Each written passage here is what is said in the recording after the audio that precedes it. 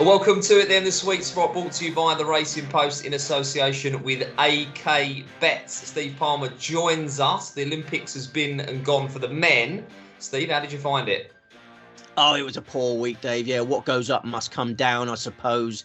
On a high after the Open, feeling positive last week. But yeah, a miserable Olympics for me personally. Yeah, great for the neutral. We'll come on to what a great tournament that was for the neutral. But for Tom Kim backers, that double bogey at the final hole was a crippling blow, because I personally was on for a top 7 finish each way, and he finished 8th. He dropped from 5th to 8th with that double bogey at the final hole, drove into the water. But yeah, much to discuss. A great tournament. Let's stay positive on that front.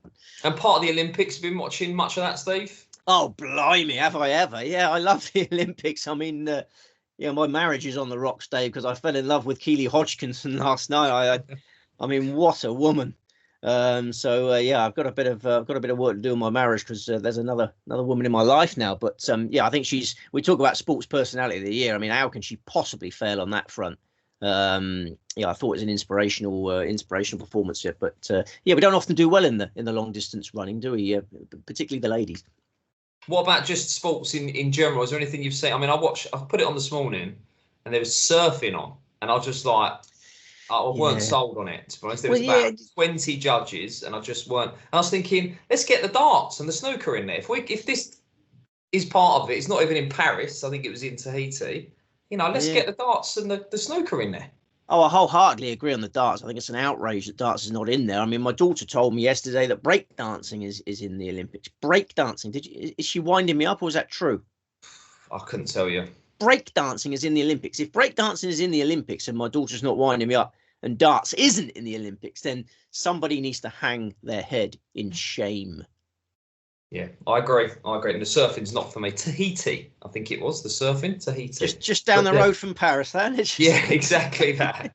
Exactly that. Right, of course, we are brought to you in association with AK Bets. And Steve will be here every week giving you a good steer on your golf punting. And we have a welcome offer for you as well with AK Bets. If you haven't got an account just yet, now is a good time with the code SweetSpot25. Place your first bet on any golf market with AK Bets, and you will get 50% of your stake back as a free bet up to £25. Qualifying bet. Minimum odds 10 to 11. Terms and conditions apply. Right, we will get stuck into the Olympics then. Gold medal for the chef who cooked up a treat. Final round 62. Silver medal for Tommy Fleetwood. Matsuyama, the bronze. And I'm going to mention Perez, who finished 4th as well. You gave him a shout out a couple of weeks ago, Steve. He's on the radar. He's playing well. But we'll start with the chef. Brilliant. Absolutely sublime.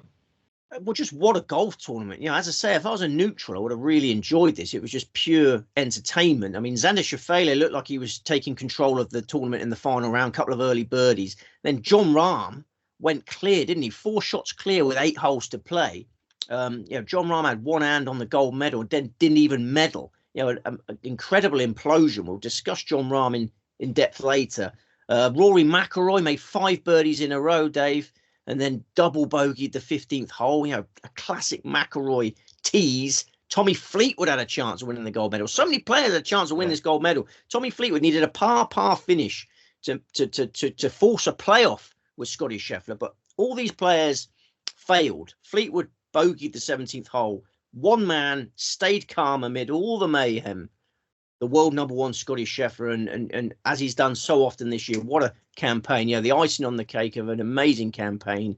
Birdie start, Dave. Quiet in the middle of the round, and then the back 9 of 29 is incredible. Bear in mind, there's only 1 par 5 on that back 9. It was just a masterclass on that back 9. That closing stretch is so difficult. And obviously, I hate myself, Dave, because that low-key preparation that Scheffler had, I thought it was a negative. He's hanging around with John Terry, Dave. He's hanging around with John Terry 2 hours from the course. He's hanging around with Meredith at art galleries. He's rocking Baby Bennett. So relaxed. There was a time where the Olympics organisers made them hold up signs before the tournament. I don't know if you saw that, with questions on. And one of the questions was, what's your goal for the week? And every other player put gold medal or just gold. and he put "have fun," and you saw all the other players too intense, imploded. Mr. Have Fun took the gold medal, all relaxed. So yeah, I misjudged the preparation. Low-key preparation obviously was the way to do it. Well, I'm surprised we didn't see JT up on the podium with him, because he's quite partial to. He could have turned up and all his clobber and sort of joined it, couldn't he? Taking a bit of credit for it. Yeah, it's a good point. Yeah, he could have had all his, he could put a Team USA outfit on and gone up there. But yeah, I'm sure JT's taking some credit for it. He's a Wentworth member, isn't he? So I bumped into him a couple of times at Wentworth. I haven't spoken to him. I was with Wayne Mardo, and he said hello to Wayne Mardo, and then I sat down with Wayne Mardo. Wayne Mardo goes, "John Terry just said hello to me." He was really pleased with that. But I might speak to John Terry and say, did you have a role in helping Scheffler win the gold medal? Because what was the secret? I mean, let's talk about Fleetwood and Matsuyama then, silver and bronze for those guys. What could have been for Fleetwood? I mean, he traded a short price in running as well. Yeah, I mean, Fleetwood would be disappointed with that chip at 17. You know, it was a poor chip at 17. That bogey took him out of that share of the lead. But I saw interviews with Fleetwood afterwards, and he's euphoric. He's really taken the positives. Must have an excellent sports psychologist, because he's just delighted with his silver medal. Don't worry about there being any hangover from this going forward. Because I was like you, I thought, that was such a good chance to win a gold medal. And he's going to be disappointed, but he couldn't wipe the smile off his face afterwards. Should there be hangover though? You know, when I'm having a bet, I want to back winners, players that get into the habit of winning, like a Scotty Scheffler, not someone who. Yeah. Well, look at happy day second. Well, you didn't win, mate. What's the story? Well, it's a very curious tournament in that respect, isn't it? You know, you're getting a medal of any kind is obviously an achievement. It's a really weird tournament. If you finish second in any other tournament, you'd be gutted. But as I say, Fleetwood's buzzing with his medal. Yeah, he's happier than John Rahm, isn't he? He's happier than everyone is. He's happier than McIlroy. I mean, they didn't end up with any medal. So, Fleetwood going forward seems in good spirits. Who was the other one you mentioned? Hideki Matsuyama. Yeah, third, bronze, yeah. And, the BBC commentator was calling him Matsuyama Hideki all week. He obviously thought he was so clever. There must be some reason why the Japanese style of pronouncing him is Matsuyama Hideki. But he was really winding me up. I mean, the whole tournament was winding me up because of the Tom Kim debacle. I mean, the Colin Morikawa debacle. Do you want to talk about him? Well, he was the main tip, wasn't he? What happened to your man? Well, his round scores were 70, 68, 70, 70. You know, he didn't do a lot wrong, but he didn't do a lot right. The course played easier than I thought it would, Dave. I'm really angry at myself all round last week. 19 under par was the winning total. I didn't expect it to play that easy, which didn't help Morikawa. It was a shame. It was the Tom Kim double bogey was the moment where there was no salvaging the situation. We'll do better this week, I assure you. But you keep your pecker up, right? Because peaks and troughs. I mean, we just come off the back of a nice juicy 500 plus double. You know, you can't find the winner every week, Steve. It's impossible. It's impossible, and I'd like to give myself an excuse that I felt really ill last week. You know, I thought I had the Adam Peaty flirt strain of COVID-19. I don't like to make excuses, Dave, but I'm going to. I think I was ill last week, but I feel really good. I feel healthy today, and we're going to have healthier wages. Any other takeaways then? I mentioned Perez, and I checked that I think he's 70th in the FedEx as well, so he's just made it in, and I think he's a player to keep an eye on. Well, he's got a big week this week. We'll come on to the Wyndham Championship later. You're right. Victor Perez trying to get into the FedEx Cup playoffs and handled it so much better than Matthew Pavon last week. Yeah, there was loads of attention on the French. I mean, it was a great tournament. You had 30,000 spectators in every day. You know, most of them were French. And Victor Perez and Matthew Pavon greeted onto the tee like, heroes. And, it went two different ways. Victor Perez handled it. Matthew Pavon finished last, I believe. I think Matt Fitzpatrick withdrew with a thumb injury. He injured his thumb early in the week, so he withdrew. But of the players that finished the 72 holes, Matthew Pavon finished last. Didn't like all the commotion following him, but whereas Victor Perez thrived in it. We do have to factor this atmosphere into our calculations this week when we come on to this week's events, because obviously, again, we have French humans competing in the Olympics. We'll come on to them. Let's get on to it then. So. Yes. New week, same venue, different gender. It's the Women's Olympics golf here. Just give us a reminder of the track then, Steve. I know we covered it last week. I'm sure you're going to say exactly the same thing again, but that's fine. Crack on. Tell us about the course. Well, it is the Albatross course at Le Golf National France, but they changed the yardage, of course, for the ladies. So we got 6,374 yards from the ladies' tees, and they've changed the par as well. The par's gone up from 71 to 72. The par 4 18th hole last week has now become a par 5. You know, the 18th, a really difficult closing hole, as Tom Kim found to his despair last week. That's a par 5 now for the ladies. So yeah, 4 par 5s in total now this week. 60 women going to post, 72 holes of stroke play, no cut, 8 a.m. start on Wednesday. This is the key point, Dave. We must stress that punters get their bets on early. We're starting Wednesday. I mean, I think it's because the closing ceremony is Sunday, I believe, isn't it? So you can't have your classic Thursday, Sunday event because I believe the closing ceremony is on Sunday.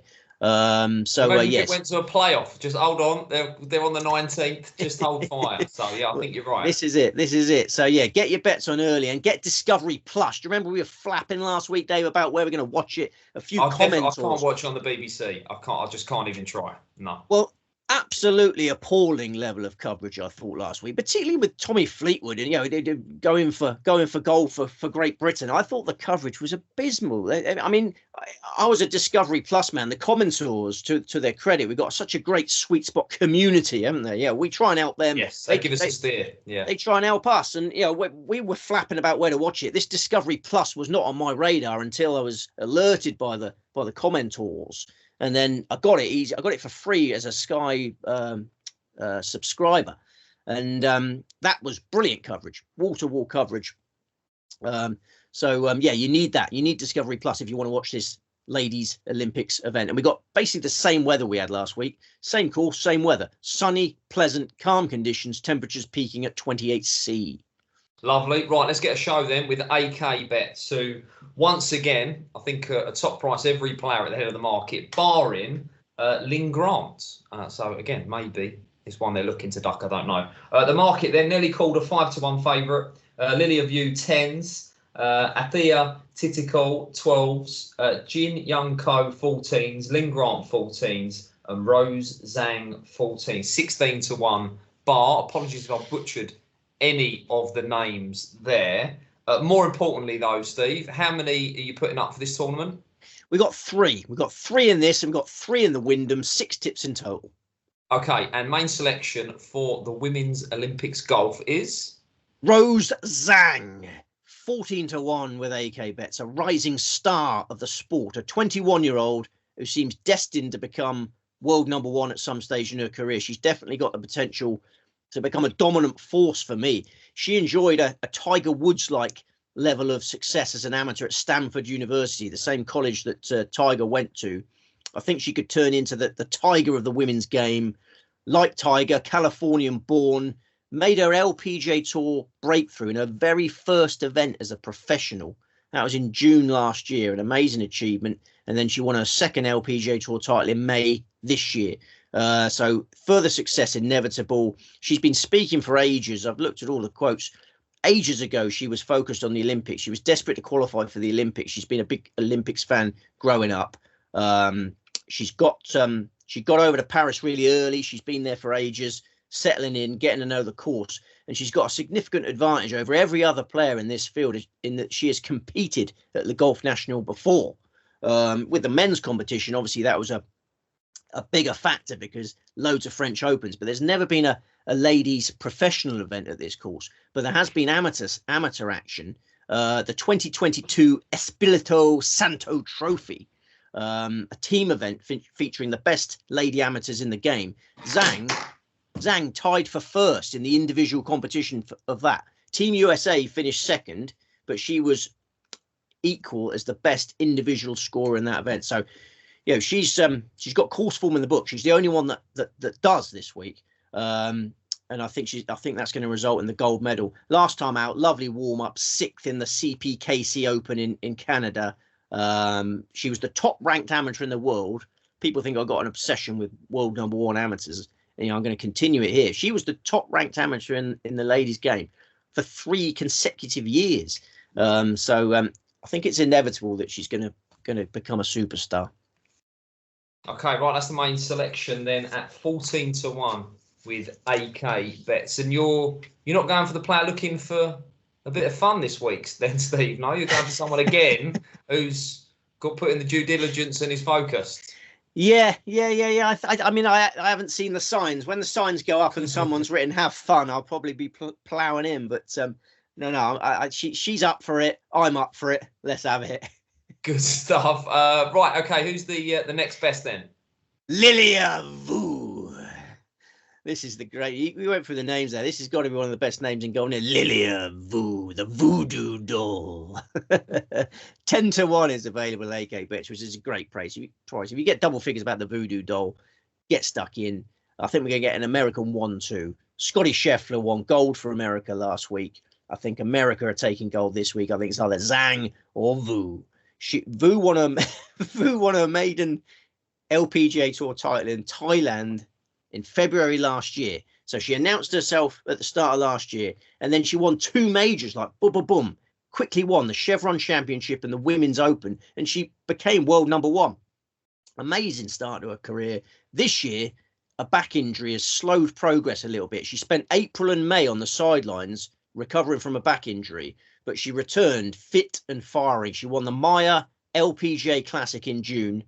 That was her first tournament back. Then she tied second in the Women's USPGA. Last time out in that CP Casey Open I mentioned, a share of 12th place. Further evidence that Vu is in fine fettle. So yeah, this is a gutsy 26-year-old who's fresher than anyone else in the field. You know, Zhang's got that advantage of being the one with competitive course experience. Vu's big advantage over everyone else in the field is that she's the freshest player there because she had 2 months off. So yeah, these are my 2 main bets, and I was gonna just stick with these 2, but there's just one player I can't quite resist. Go on then, talk to me, Steve. I hope this is a nice big juicy price. What have you got? I'm going to disappoint you. It's a very, very tight staking plan this week. None of the fancy prices have attracted me. I've got 3 rock solid each way investments, and it's the one you mentioned. Maybe we can harass AK Bets into offering a little bit better if this is the one that he's weak on. It's an old sweet spot favourite. You must have guessed by now. Lynn Grant, 14-1 with AK Bets. Surely the most likely European to challenge for a medal. She won the Scandinavian Mixed on the DP World Tour in June. That's the second time she's beaten up a field which comprises half males. This is a 25-year-old improving all the time. Such a balanced all-round game. And her warm-up event was impressive as well. The Dana Open last time out, finished 3rd. So I got gold for USA, silver for USA, bronze for Sweden. Yeah, rarity there. The AK Bet's not top price, one of those at the head of the market. So maybe we'll try and apply some pressure and get that price boosted. Yeah. Mentions about some of the others then. We've got to talk about the Jolly here, Steve. Just 5-1, Nelly Calder. Why not Nelly Calder? Yeah, I know I got a tight staking plan, but we're taking on the favourite. I think 5-1 Nelly Calder is easy to resist. Poor value. She won the gold in the 2020 Olympics, but she's not in great form going into this one. From the end of May onwards, her form has really dipped. She carded an opening round of 80 in the US Women's Open. That started a run of 3 consecutive missed cuts on the LPGA Tour. Then she suffered that dog bite. Do you remember we were talking about the dog bite? And we were speculating where the bite was. Nobody knew. We were all waiting for the media conference at the Evian. It was revealed that the dog bite was on her thigh. And, she was struggling to walk after the dog bite on her thigh. She tied for 26th place in the Evian. So, I think only Calder's biggest fans play at 5-1. I love my team of 3 rather than that. And then Ataya Titikal, I think that was the one you butchered in the probably. It won't be the last either, so I can only apologise. But what are your thoughts on her? Well, Titikal was second favourite in the opening shows this week, and Vu fans, of which I am one, have got Vu ahead of her now, I think. But Ataya Titikal, I've just had so many bad experiences with her, so many bad experiences with Ataya. You get certain players that are in your bad books, don't you, Dave? When you've backed them and it's gone wrong. I remember Titicol breaking my heart on a couple of occasions with late card busters. Yeah, so I've just got some trust issues with the tyre. Pablo Larrazabal is a player I've probably got the worst experience ever with. I've got quite involved in a 2-ball bet, and I think he took an 8 on an 18. I can't remember the tournament, and that was, I was done. Like, that was literally just, you know, when you're counting it as well, because I think he had a 3-shot cushion going. Is it at Leopard Creek? It rings a bell, actually. I can't remember what it was, Steve. Yeah. No, the name and the number, the snowman scarred me. So yeah, there are players, and I could just never. You just can't. How can you pull the trigger with him ever again? It's unforgivable. It is. I remember sitting in a car park outside Alton Towers, I think it was. As a tyre, I checked flash scores, and a tyre had just put an ugly 6 on, or a double bogey 6 that cost me a pretty penny. And there's just certain players you just can't trust, isn't there? Indeed. Okay, so that is the Women's Olympics. Just anyone looking to tackle this, Steve, what kind of attributes should they be looking for in their player? You've made a case for your 3. You know, if you just maybe come into this is the cogs. We saw it last week, different yardage. Yeah. What kind of player should they be looking for? Well, we were on the right lines last week. I mean, accurate iron play is the key to success at Le Golf National, and I thought I'd backed 4 brilliant iron players. And I had backed 4 brilliant iron players, but none of them managed to place. So again, accurate iron play, and Rose Zhang is one of the best iron players on the LPGA tour. So and Lilia Vu, very tidy player as well. So accurate iron play, and those two fit the bill with bells on. One day we'll have the Lilia Vu Brandon Wu double, won't we? The Vu Wu double. That will happen one day, and we'll bloody love it. Shall we move on then? Right, of course, you are watching us here on the Racing Post YouTube channel. Do remember to like, comment and subscribe. Put your comments in below. Steve's already revealed that he's always watching. So let us know your thoughts, how you've been getting on if you're following Steve's tips. Starting next week, it's a very busy time for sport. We've got the Olympics reaching a climax this week, and then the football season starting. Every Thursday, you'll be able to get the thoughts and the musings of the very, very knowledgeable Mark Langdon in the assist every Thursday, your football preview show right here on the Racing Post. And of course, this bad boy is out there. If you missed it yesterday, the big kickoff preview, you'll be able to get that, and it is worth it. 80 pages worth in the Racing Post shop, available to buy PDF. Steve, you can sell it. You're part of the sports desk. I know you didn't contribute to it, but you know the lads that have done. Blood, sweat and tears, right? Yeah, and I see the front page there about breaking the monopoly. I believe Manchester City are not expected to win the Premier League this season by our experts. So it's a big call. I don't think they tipped West Ham, Dave, but they've tipped another London side, I believe. But I won't give it away. Well, I'll tell you, I will give away that someone in there likes West Ham on the handicap. So do you get involved, Steve, in anti-post football? No, don't like waiting that long for a return, to be honest. I like, 4 days, the absolute max. 4 days is the max, yeah. No, if there's a team I like, I'll just back them each week. You know, that's my tactic, but that's probably a foolish tactic. Yeah, anti-post betting is you get some great bets there. And I know Arsenal, very, very popular with a lot of people this year, but don't know if I can bring myself to back them. Okay, you can get that in the Racing Post shop, available to buy the PDF, and well worth a read. Get armed, get clued up ahead of the football season. Right, let's move on then to the PGA Tour, the Wyndham Championship. And how long's this one been on the tour for, Steve? Oh, since the old king died, Dave. Yeah. No, it's been at this venue since 2008. Sedgefield Country Club. You'd like me to talk about that? I'd love to. Yeah, talk to. I've not checked out the clubhouse. What's the clubhouse like? Do you know? I love a good clubhouse. Yes, it's a classic old course. This has been around since the 20s, I believe, the 1920s. Obviously, had some revisions since then. It's an old Donald Ross creation. 7,131 yards. We're in North Carolina. It's a par 70, only 2 par 5s. As I say, it's hosted the Wyndham since 2008. Classic tree line test. It rewards accuracy over power emphatically. Small greens, runoff areas around them. But if you keep it straight, you make plenty of birdies. Winning scores of 20 under par or better in 7 of the last 8 years. But you may have to wait until the weekend, Dave, before you see a really low round this year. We've got some wet and windy weather for the first round. Quite stormy on Friday as well, before a sunnier, calmer weekend. 156 going to post. Lovely. And previous winners in the field? Yes. There's plenty there, and all of them accurate drivers. You know, you've got to find the fairways here. It's a classic fairways and greens assignment.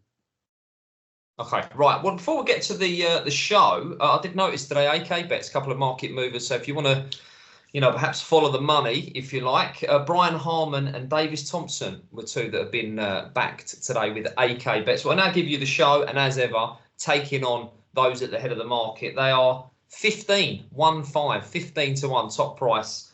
Sung Jae Im as the Jolly. West Ham's Billy Hawkshaw at a pony 25 to 1 alongside Shane Lowry, Siwoo Kim, Brian Harman's 28s, Cameron Young 33s, Davis Thompson I mentioned 33s, and Aaron Rye at 35 to 1. Before we get your selection, Steve, what do you make of the field in general? Not the deepest, not the strongest.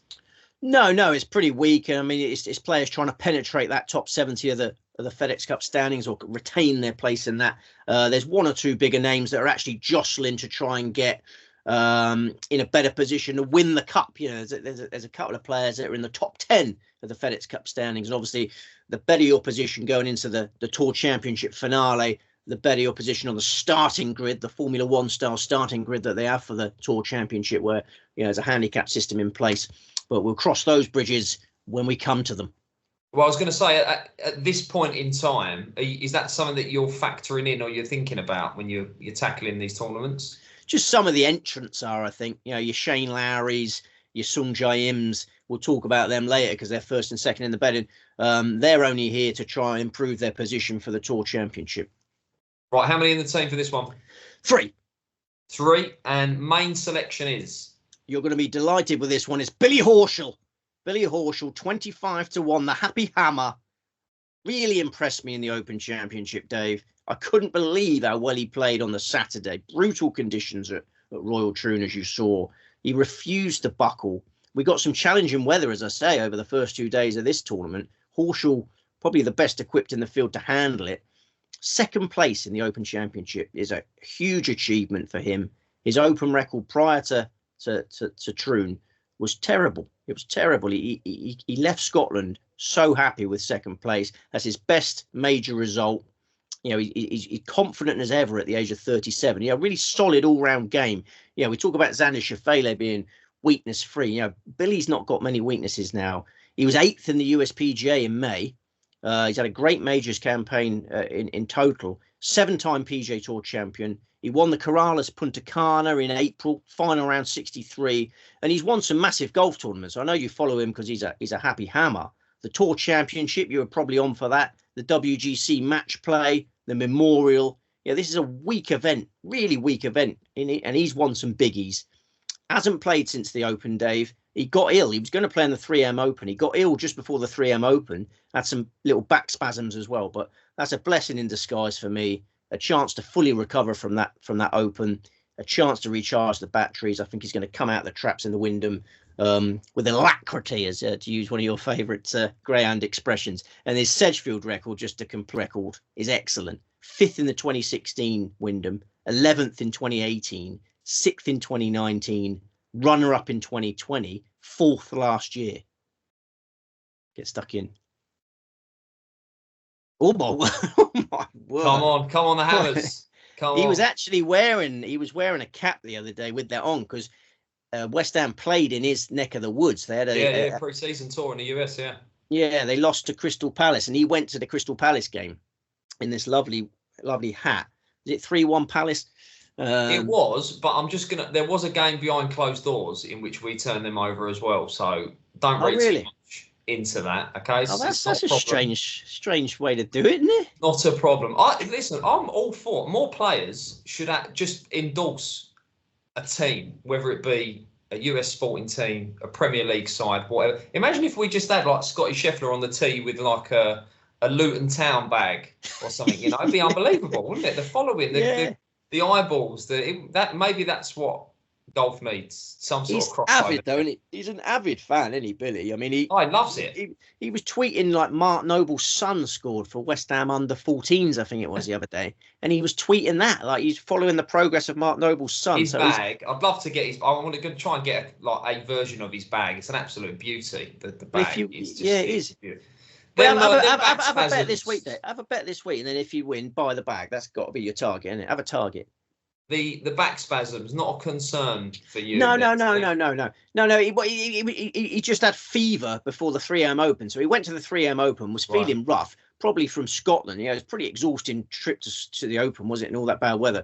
And he just had a little bit of fever. He just said he ached a bit. His back ached, and he couldn't play golf because he was aching a bit. But that's a long time ago. That was a week after the Open. He's fit as a fiddle. Don't you worry about Billy. I just wanted to make sure before I pull the trigger responsibly, I will be, and I encourage everyone to bet responsibly. Yes, of course. I was being facetious. I would have a responsible gamble on Billy because I think he's the most likely winner. We'll come to the favourite later. Okay, right. He is the main selection. Who is the next best? Siwoo Kim, my lord. 25-1 with AK bets. Another standing dish at the Wyndham Championship. Billy Boy's got an amazing record at the Wyndham. Siwoo Kim's got an even better one. He won the Wyndham in 2016, his maiden PGA Tour title, carded a second round 60, won by 5 shots. He's been threatening a second Sedgefield success ever since. 5th in 2019, 3rd in 2020. That one really sticks in my memory because I had him as the second leg of a face-spitting double with Sam Horsfield. And Siwoo was leading it in the final round and then shot 70, broke my heart. But another great Wyndham effort. Playoff loser in 2021. A 5th PGA Tour title for Siwoo comes as no surprise on Sunday. If it happens here, he's got such affection for the venue. He won the Sony Open at the start of last year. You might remember that one. Has played consistently well since then. Just a solid operator. 6th in the Players' Championship in March. He's been performing well in much better tournaments than this one. Last time out, we saw him at the Open Championship. He got the longest hole-in-one in Open Championship history. 238-yard hole-in-one. So he was full of beans there. He looks a surefire Wyndham title contender for me. Top price, 25-1 with AK bets. Shorter elsewhere, but we're looking to win this golf tournament, Steve, and he's 25-1. Very much so. Billy and Siwoo is your main bets, and then we got one more at a bigger price. Our biggest price tip of the week. Okay, Steve, give us the third and final selection then for the Wyndham Championship. It's Taylor Moore, 70-1 with AK bets. Taylor Moore has got hardly any experience of links golf. He missed the cut in the Scottish Open. He missed the cut in the Open. So easy to forgive those failures. Prior to the Scottish Open, he finished 10th in the Rocket Mortgage Classic. Straight after the Open, he finished 12th in the 3M Open. So, you put him on stateside tracks and he's fine. And earlier this year, he was 2nd in the Houston Open, 20th in the Masters, 12th in the USPGA. So even in major company, Dave, he's been performing. He's quietly impressive. I'm excited by Taylor Moore at a big price. One on the Canadian Tour in 2016, one on the Corn Ferry Tour in 2021, and then made his PGA Tour breakthrough last year in the Valspar. You might remember it. Courageous breakthrough victory. The smirk suggests otherwise, but he just edged home in the Valspar on a really difficult golf course. I like the cut of Taylor Moore's jib. Big runner at a big price, and he's got Wyndham form in the book. All 3 of my selections have played well here in the past. He was 5th on his Wyndham debut in 2022, 22nd last year. What are you thinking winning score is, Dave? Oh, wow. 20-something. So there's so much noise outside the summer holidays. When you're a professional who works from home in the summer holidays, it's so challenging. There'll be lots of viewers out there going through similar issues with children running amok while you're trying to broadcast things. Oh, if you only knew what was going on the other side of this wall in front of me. Oh, yeah. Have you got anyone else, any adults in there helping, or is it just yes, you? Thankfully. Oh, yes. yeah. Another responsible adult in there at the moment with 3 children. I have no responsible adults helping me out here. I just have to lock myself in this office and hope for the best. I do worry that something really bad will happen to me while I'm locked in here. Do you know what I mean? But that is quite a dark thoughts. Any other players? Was there anyone else on the radar It'll be 20 something, but when I say it'll be 20 something, so let me just correct myself. With that wet and windy first day, maybe it won't be 20 something. Maybe if everyone just shoots a million under, it's boring. I think the weekend would be a million under, so because it'd be soft as anything as well. So yeah, I think you get to someone to get to 20 under par. They're going to call it exactly 20 under par as a winning score. Sorry, what was the next question, Dave? No, was there anyone else on the radar? Anyone else on the radar? Anyone else on the radar? Let's have a look. Yeah, it's quite a wide open event to be fair, isn't it? But no, crosses, very, very firm, dark crosses on most of them. I'm going to say no. There's not a lot of winners in the field, is there? Like, people that are going to get there and just run over the line. No, there isn't anyone else that remotely interests me. I mean, Sung Jae Im at 15-1. Did you say? I mean, even. Yeah, I can't even have a bet at 15-1. It's such a horrible, ugly looking. It feels dirty, doesn't it? Oh, it does, doesn't it? Can't you just change that, AK? 15-1, just 16. Such an eyesore, isn't it? I'd rather him go 14s than 15s. It just annoys me. So I've been hurt too many times by Sung Jae at short prices. I've backed Sung Jae Im at short prices in weak events where it looks like he could potentially outclass the field, and for some reason.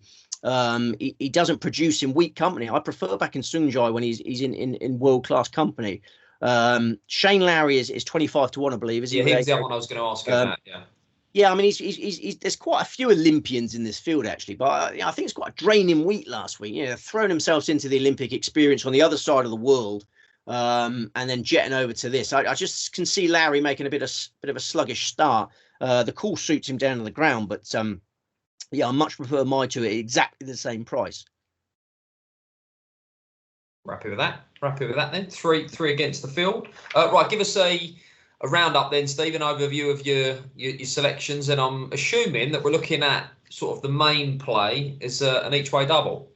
Yes. Obviously, the each-way double fans are excited. I'm really excited. And the double is Rose Zhang. It is Rose. It's pronounced Rose. I think previously when I've tipped her, I've gone with Rosé, just showing a sort of alcoholic's passion for for a drink. But it is Rose Zhang and Billy Horschel. You put Rose Zhang and Billy Horschel together in a double, in each way double, and you'll have some fun with that. But yeah, the Olympics women's competition: Rose Zhang, Lilia Vu, and Lynn Grant.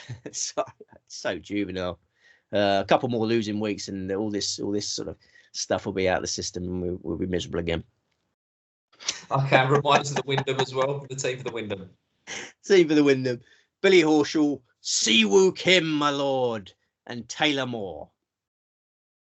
Okay, lovely. Nice one, Steve. Warren will be here next week with you. There's 3 tournaments to get stuck into. Warren Ashurst will be here. FedEx St Jude Championship, Czech Masters, and the Greenbrier Invitational. The Livers are back next week. Enjoy the golf. Hopefully we'll be amongst the winners again. Remember to like, comment, and subscribe here on the Racing Post YouTube channel, and we'll see you next time.